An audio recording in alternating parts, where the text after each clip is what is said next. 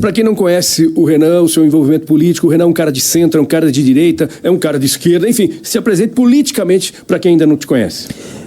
De acordo com com a análise clássica, vamos dizer, de gabinete, qualquer um possa fazer, nós somos um grupo de direita. Eu defendo lei e ordem, acima de tudo, lei e ordem como, vamos dizer, como base de uma sociedade séria. Eu sou amigo da iniciativa privada, eu sou amigo de quem trabalha e quem produz, e com base nisso, qualquer um vai dizer que a gente é de direita. Aqui, agora, a gente vive num país muito maluco.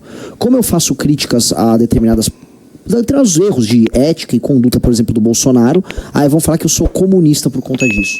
Eu não sou, eu sou naturalmente de direita, mas eu vou bater em todo mundo que estiver errado. Então, se uma pessoa de esquerda está errada, não apenas porque a tese da esquerda é errada, a visão de mundo da esquerda, a falta de valor da esquerda é errado, vou bater na corrupção deles, assim como eu vou bater também no do Bolsonaro. Então, isso me torna de centro. Não, eu sou de direita. Agora, nossas propostas para o Brasil são as propostas que interessam. São propostas muito práticas. Como resolver o crime organizado? A gente tem propostas muito sérias. Como a gente vai tornar o Brasil desenvolvido? Muito sério, muito fácil. A gente não vai enganar as pessoas. Se a pessoa acha que essa proposta é de extrema direita, se é de direita ou de centro, aí não importa tanto. Importa que ela funcione. E as nossas propostas funcionam. Quando você fala em segurança, crime organizado, a gente tem uma discussão que todas as vezes acontece, principalmente falando a respeito de maioridade penal. A gente vê o exemplo agora do nosso país vizinho aqui, a Argentina, Sim. que tem mexido muito nessa questão. O que você pensa sobre isso? Você acha que mantemos os 18 anos, poderemos ter um estudo para 16 anos, enfim, ou mexer na maioridade não vai mexer no crime organizado? Eu acho um absurdo reduzir a maioridade penal para 16 anos. Nós precisamos reduzir para 12 anos. Precisa cair para 12, 16 já não é suficiente. A Argentina é 14. Né? A Argentina é 14. Eu acho o seguinte, crimes hediondos, ou seja, estupro seguido de morte e coisas dessa natureza, não há maioridade penal, porque se a pessoa foi capaz de cometer um crime hediondo, ela tem que ser capaz de se responsabilizar por isso. Muitos países, inclusive de primeiro mundo, adotam esse critério. 2. Hoje, a lógica da maioridade penal com 18 anos, ou que seja com 16, permite que o tráfico, ele recrute esses jovens como uma mão de obra barata. Eles recrutam nas escolas os garotos e colocam os garotos para cometer crime sabendo que eles não vão para cadeia.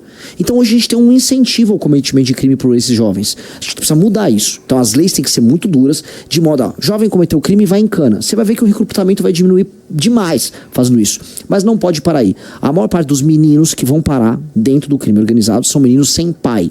Meninos que não têm família. Tem uma estatística da FGV que foi na FEBEM, aqui em São Paulo, e mostrou 80% dos rapazes não tinham figura paterna. O pai engravidou uma moça, a moça cuidou lá como podia e o pai não deu atenção. O que acontece? O garoto caiu no crime. Nós vamos identificar nas escolas quem são os meninos que não têm a figura paterna, que são problemáticos, e nós vamos dar assistência para esses rapazes, para não deixar esses rapazes caírem no crime. Para você evitar que esse garoto depois vai se enredar no crime. Mesmo maior de idade, tem que ter um acompanhamento. Então, de um lado uma lei muito dura, de um outro acompanhamento, aí você vai ver que não vai ter crime. Você acredita nisso? Demais. Que é mexer no social. Precisa ter. Mas assim, a esquerda só fala para mexer no social. A questão é que não adianta você mexer no social sem mexer na punição. O bandido, ele faz um cálculo econômico. Não adianta você ficar passando a mão na cabeça dele, dizendo que você vai reabilitar ele, e aí ele vai ver, tudo bem, mas se eu roubar seu celular, qual é a minha punição? Nenhuma, você vai solto. Eu vou roubar. É uma decisão econômica. É a mesma coisa eu falar de um bandido de colarinho branco, um político que rouba. O político que rouba, ele teve toda a educação do mundo, estudou nos melhores colégios. Aí ele vai lá e faz o cálculo, tá fácil eu roubar. Não tem mais prisão em segunda instância, eu vou participar do escândalo de corrupção, não vai acontecer nada. Ele vai roubar. Então tem que ter punição dura, muito dura. E o Brasil é um dos países que tem as punições mais brandas do mundo. Então isso tem que ser alterado. Agora, falando em economia também, nós estamos aí batendo na nossa porta a reforma tributária, que foi aprovada lá no governo Bolsonaro. Bolsonaro não queria muito aprovar, no fim, lembra? Teve aquela discussão com o Tarcísio e tal, aquela coisa, vamos aprovar. Aprovou. Então a reforma entra em vigor a partir do ano que vem, 2027. E é uma reforma que não é da renda, mas assim, do consumo. Sim. Né? Que ela deve trazer menos burocracia e tal. Mas a gente analisando um pouco essa reforma tributária, a gente percebe que as empresas de serviço, sua grande maioria, irão pagar mais impostos. E percebemos também que hoje, quem gera muito emprego no Brasil são as empresas do Simples Nacional. E me parece que as empresas do Simples Nacional terão também problemas por uma questão da nova tributação, que vai acreditar. Então, quem é de um regime superior, que é o regime de lucro real, não se acredita se tiver transação comercial com essas empresas, principalmente as prestadoras de serviço. Você chegou a analisar essa reforma tributária? Isso, de fato, vai trazer um impacto positivo para o Brasil? O desenho da reforma industrial é um desenho que tenta privilegiar privilegiar um regime industrial. Exato. As indústrias supostamente se beneficiariam disso. E nesse benefício, o que foi vendido à época é que para nós, mortais, na prateleira, preço do produto menor. Mas até aqui não é isso que está acontecendo. É mentira, isso não vai acontecer. Isso não vai acontecer. A partir do momento que você está tributando outros elementos da cadeia, como os próprios serviços, concessionárias de serviços, o que vai acontecer assim? A energia vai ficar cara. Aí fala, não, mas vai pagar menos imposto no produto industrial, mas todas as outras partes da cadeia que incluem serviços vão encarecer. Porque, no fundo, não é sobre, vamos dizer, o modelo tributário, e sim sobre o Estado gastar muito. Como o Estado gasta muito, ele precisa arrecadar muito. Como ele precisa arrecadar muito, ele vai cobrar imposto alto. E aí, como ele cobra imposto alto, tudo vai ficar caro. E aqui no Brasil é tudo muito maluco, porque a gente quer resolver um problema pela parte final dele. Você vai resolver a questão industrial, não com essa reforma que foi feita. Você vai ver a questão industrial assim, leis trabalhistas mais simples e mais flexíveis. Sim. Energia barata, infraestrutura de estradas e rodagens barata, pesquisa e tecnologia e dinheiro barato. Se você tem essas 5 coisas, você pode concorrer com o Vietnã, você pode concorrer com a China, você pode concorrer com quem quiser. Nós não temos nenhuma das 5 coisas. Nada. Falar que é só a parte tributária é piada. É por isso, inclusive, que o Haddad estava essa semana tributando todo mundo. Ele vai taxar celular das pessoas, taxando micro-ondas, taxou agora rim artificial. Até isso, que nem existe no Brasil, o cara taxou. Ele consegue taxar coisas que não existem. E aí ele justifica que está fazendo isso para proteger a indústria nacional. Que indústria nacional? Ele não está protegendo nada. Isso só tem um teor arrecadatório. Então, eu não consigo acreditar no funcionamento de nenhuma reforma tributária que não venha acompanhada paralelamente de uma mudança no Estado brasileiro. Então, dá para ter o modelo do IVA?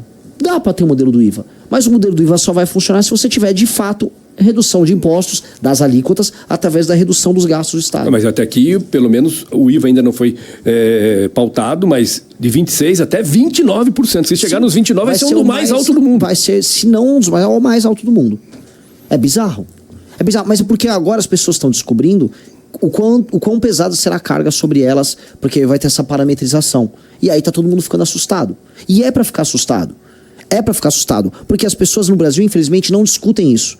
No Brasil, a gente fica fingindo que esse problema não existe. No Brasil, as pessoas trabalham como escravos até maio, já até junho, para sustentar os gastos do governo.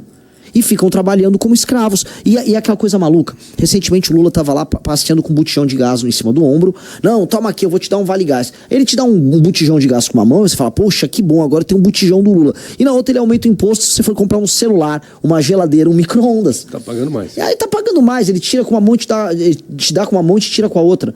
Esse é um tipo de modelo que é insustentável. Só que como o Haddad, o taxador, fez um modelo de país baseado em aumentar a arrecadação, e aí você aumenta o gasto junto, que é o modelo do arcabouço, que é insustentável, naturalmente assim, eu vou arrecadar e ao mesmo tempo eu vou gastar.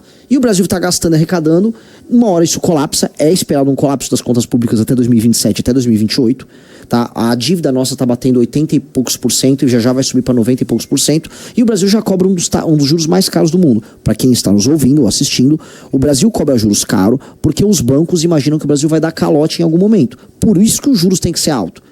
Então é igual um agiota. O agiota cobra os juros caros porque sabe que o cara que está pegando o dinheiro emprestado tem pouca chance de pagar. O Brasil está igual um caloteiro na mão do agiota. E o Brasil só está sendo caloteiro porque ele gasta mal. Então a gente precisa arrumar os gastos. A gente pode cobrar menos impostos e os juros vai ser menor. Fala, meus queridos, aqui quem fala é o Alan do canal Inevitável Cortes. E no meu segundo mês postando cortes aqui no YouTube de figuras do Partido Missão e do MBL, eu faturei cerca de 25 mil reais ou um pouquinho mais de 4 mil dólares. E se você tem interesse em estar criando o seu próprio canal de cortes, eu preparei um treinamento 100% focado, mostrando o passo a passo para você estar conseguindo fazer seus cortes de figuras do Partido Missão e do MBL. Para acessar o treinamento é só clicar no primeiro link da descrição ou ler o QR Code que tá aparecendo aqui no meio da tela agora. E se você gostou desse vídeo, não se esqueça de deixar o like e se inscrever no canal. Te vejo no próximo vídeo.